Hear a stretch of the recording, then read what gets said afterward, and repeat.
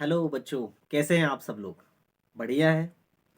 और जैसा कि आपको पता है कि हम 6 डेज़ की जो प्लानिंग लेके रहे हैं, केमिस्ट्री का पेपर जो 7 मई को है हमारा, उसकी 6 डेज़ की जो प्लानिंग है, उसके हमारे 4 दिन कंप्लीट हो चुके हैं।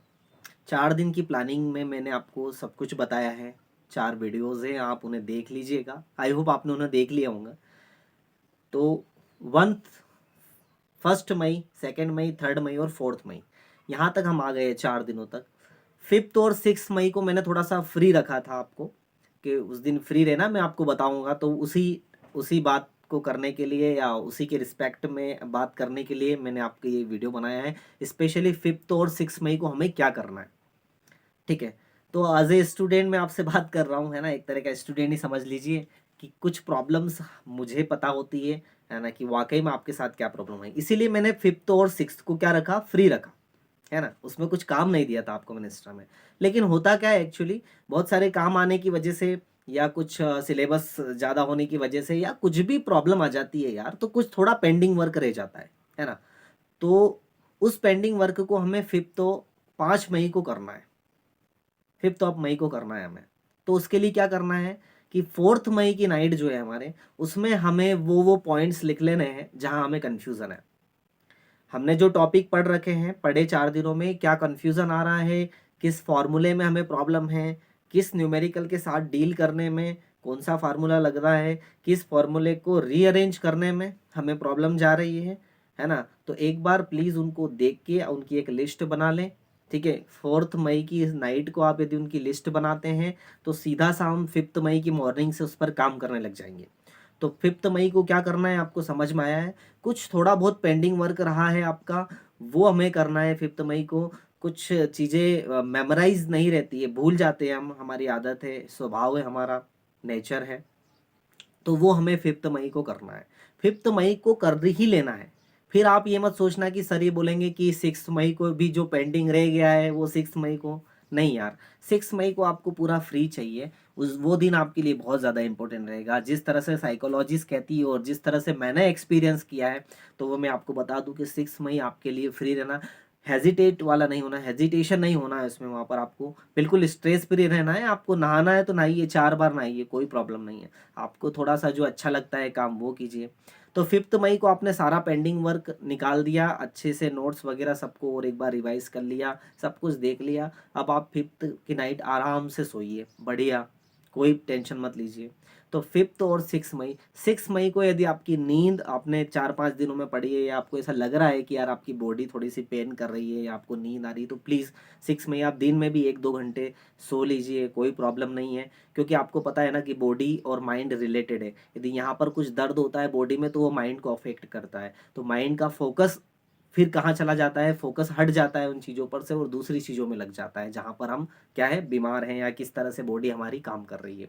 तो प्लीज़ आपसे मेरा निवेदन है, रिक्वेस्ट है कि 6 मई को थोड़ा फ्री रखिए और किस तरह से काम कीजिए वो मैं आपको समझा रहा हूँ। 6 मई को हमें क्या करना है, बढ़िया उठिए, है ना, आप नहाइए धोइए, आप जिसको भी आप मानते हैं, है ना, उस थोड़ा सी पूजा अर्चना कीजिए, आस्था कीजिए, ध्यान लगाइए, थोड़ा सा मेडिटेशन कीजिए, ठीक है। अपने आप को प्रिपेयर कीजिए कल के एग्ज़ाम के लिए। अपने माइंड को, बॉडी को एक रिलेशन में लेके आइए, ठीक है, एक तरह से कनेक्टिविटी में लेके आइए। तो आपका ज़्यादा से ज़्यादा काम होता है। पता है ये बहुत छोटी छोटी बातें हैं, लेकिन ये मैं बता रहा हूँ आपको, ये बड़ी बड़ी गलतियाँ, बड़ी बड़ी मिस्टेक्स होने से बचा सकती हैं आपको। इस बात का आपको ध्यान नहीं है, लेकिन आप यदि इसको एक्सपीरियंस करेंगे, एक्सपेरिमेंट करेंगे तो आपको ऑटोमेटिकली पता चल जाएगा।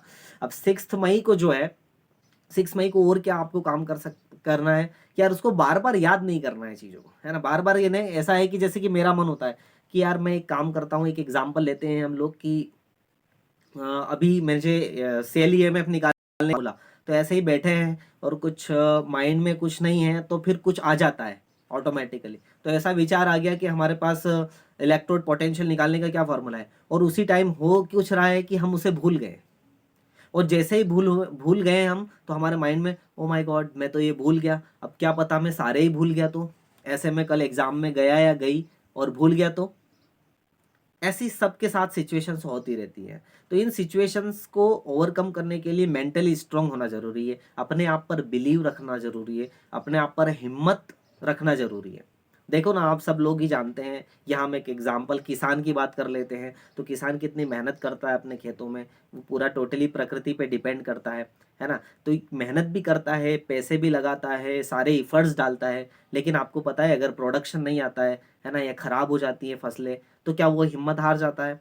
नेक्स्ट ईयर फिर तैयार होता है, फिर करता है, ठीक है? फिर कर्ज लेके फिर काम स्टार्ट करता है। तो हम तो सिर्फ क्या कर रहे हैं, हम तो सिर्फ पढ़ाई कर रहे हैं और इसमें ही हम हिम्मत हार जाते हैं। जरा सा हमने क्या देख लिया कि यार इलेक्ट्रोड पोटेंशियल का फॉर्मूला नहीं याद है, तो हम पैनिक हो गए। पता है इससे क्या होता है? इससे होगा ये आपको कि आप एक चीज के चक्कर में दूसरी सारी चीजें भूलने लगेंगे धीरे धीरे, ठीक है? और उस वो टेंशन जो है वो आपका, वो टेंशन आपको दूसरी चीज़ों को भूलने में बहुत मदद करेगा यार बच्चों। और फिर आप और ज़्यादा स्ट्रेस हो जाएंगे, और ज़्यादा कंफ्यूजन में हो जाएंगे, है ना? तो अच्छे से आप पेपर नहीं दे पाएंगे, ये सीधी सीधी बात है। तो आपने बहुत मेहनत की, लेकिन उस मेहनत को आपने कचरे के डिब्बे में डाल दिया, डस्टबिन में आपने डाल चुके हैं आप, इस तरह का सोच रख के। तो सारा खेल विचारों का है, तो यहाँ पर हमें विचारों पर काम करना है। 6 मई को सबसे बड़ा काम करना है, विचारों पर काम करना है, हमारे विचारों पर। उन विचारों को रोकना है, उन विचारों को रोकना नहीं है, विचार रुकते नहीं है, विचार आएंगे चले जाएंगे, नो प्रॉब्लम। उनको बीच में उन पर एक्शन नहीं लेना है। तो नेगेटिव विचारों पर एक्शन नहीं लेना, नेगेटिव थॉट्स पर एक्शन नहीं लेना।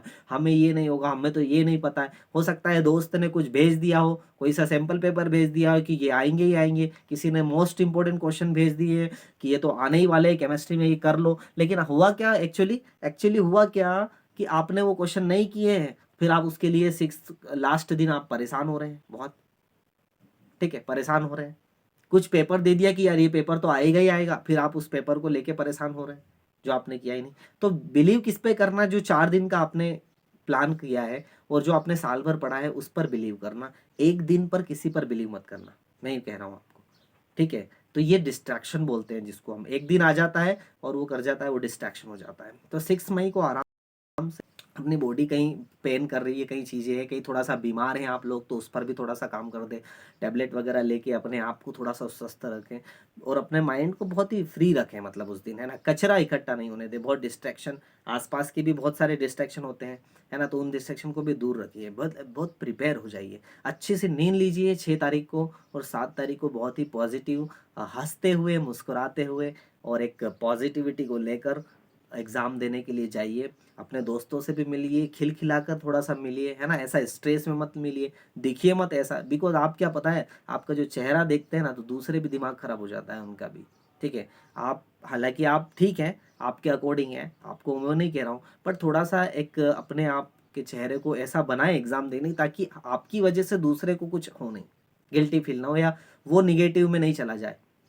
इस बात का थोड़ा सा ध्यान रखना। तो एक अपने आप में वो एक ऑरा रखना अपने चेहरे पर, ताकि हमारी वजह से दूसरे भी, अपने दोस्तों का या और किसी बच्चों का प्रॉब्लम नहीं है, क्योंकि जो हुआ ना हो गया, मतलब मेरा यूँ कहने का मतलब था। जो काम करना था वो साल निकल गया, जो जितना पढ़ना था हमने लास्ट 6 डे स्ट्रेटजी में, जितना काम करना था वो कर लिया। लेकिन अब आप उस दिन परेशान हो रहे हैं, तो अब तो टाइम गया, अब तो निकल गया टाइम, उसके बाद आप परेशान हो रहे हैं, तो वो परेशानी आपके कुछ भी काम नहीं आएगी। ये परेशान आपको पहले होना था। तो एकदम मैं सच्ची रियलिटी बता रहा हूँ। तो आप उस दिन परेशान होता मत दिखिए अपने आप को, जितना आपने किया है वो करके आएंगे बेहतरीन तरीके से, ठीक है? स्ट्रेट फॉरवर्ड थोड़ा सा बनिए, लॉजिकल माइंड लगाइए उस दिन थोड़ा सा, यार यस अपन ने जितना किया है वो अपन करके आएंगे। सो कोई टेंशन नहीं है मुझे, बिल्कुल अच्छी तरीके से, ठीक है? तो आपको जो अच्छा लगे, पूजा करना भगवान की या कुछ भी करना, जो आपके मन को बहुत ज़्यादा एक्टिव बनाए, आपकी एनर्जी को डबल करे, है ना? वैसा कुछ काम करना उस दिन, 6 मई को। पूरा दिन आपके पास है ना? पूरी चीज़ें आपके पास है ना? आप कुछ भी मतलब कि बर्डन लेके नहीं करना उस दिन काम, मेरा यूँ कहने का भले आप पढ़ लो जो आपको पढ़ना है, लेकिन आप बर्डन लेके नहीं करना। क्योंकि बर्डन क्या करता है, पीछे की चीज़ों को क्या कर देता है, ख़त्म कर देता है, ख़राब कर देता है। तो प्लीज़ इतनी ही बातें मुझे आपसे करनी थी। और अ, अपने आप में बिलीव करिए, हिम्मत मत हारिए, है ना? हिम्मत हार गए आप तो गए आप, ख़त्म हो गए आप, है ना? आपका कोई वजूद नहीं रहेगा, हिम्मत अगर हार गए आप तो प्लीज़ इन छोटी छोटी बातों का ध्यान रखें और बहुत अच्छा रिप्रेजेंट करने की कोशिश करें। जब आप बार बार सोचते हैं कि बहुत अच्छा, बहुत अच्छा, तो बहुत अच्छा, तो वाकई में जो लॉ ऑफ अट्रैक्शन की वजह से जो सारी चीज़ें जो आपके आसपास हैं, या ब्रह्मांड जो प्रकृति है, ये आपको सब कुछ अच्छा देने के लिए तैयार हो जाती है, ऑटोमेटिकली आपसे बहुत अच्छा करवाती है, ऑटोमेटिकली। तो इन सब बातों को प्लीज़ ध्यान रखिएगा। आप लाइफ में भी ये काम आएगी और एग्ज़ाम में तो काम आएगी ही आएगी। तो हमें बहुत अच्छे तरीके से इसको देना है। मैंने आपकी तैयारियाँ करवाई लास्ट 6 डेज़ स्ट्रेटजी में, है ना। तो ये सारे वीडियो एक बार और देख लेना आपको 5 मई को, ताकि आपको रिवीजन करने में आसानी रहे और अच्छे से रिवीजन चल जाए। जो भी प्रॉब्लम हो वो कमेंट सेक्शन में बताइए मुझे, हम उसको सॉल्व करने की कोशिश करेंगे। और मेरी शुभकामनाएं आप लोगों के साथ हैं। आपके माँ बाप के आशीर्वाद तो है ही हैं आपके साथ, आपके गुरुओं के आशीर्वाद भी आपके साथ हैं। तो इतना ब्लेस्ड होके जाइए, अपने आप को बहुत ब्लेस्ड मानिए, है ना। और बहुत अच्छी कृति है हम भगवान की। इन छोटी छोटी बातों से हमें अफेक्ट नहीं होना है। और ये एक छोटी सी चीज़ है, केमिस्ट्री एक छोटी सी है और इसका एक पेपर है, लेकिन हम इसको बड़ा दिल से देते हैं, बड़े जान लगा देंगे इसमें, क्योंकि ये यही हमारी आइडेंटिटी बनाएगी और यही हम में एक आदत ऐसी डेवलप करेगी जो हमारे लिए बहुत इम्पोर्टेंट रहेगी लाइफ में। छोटी छोटी बातों से ही मिलकर बनता है इंसान, और वही इंसान फिर भगवान की ओर उत्तरोत्तर प्रगति करता है जीवन में। सो इतनी ही बातें करनी थी। आई होप आप सब लोगों को बहुत बहुत शुभकामनाएं। Wish you all the very best for your chemistry exams and मिलते हैं फिर केमिस्ट्री के पेपर के बाद, ठीक है। देखते हैं पेपर कैसा आता है और आप लोग कितना अच्छा परफॉर्म करके आते हैं।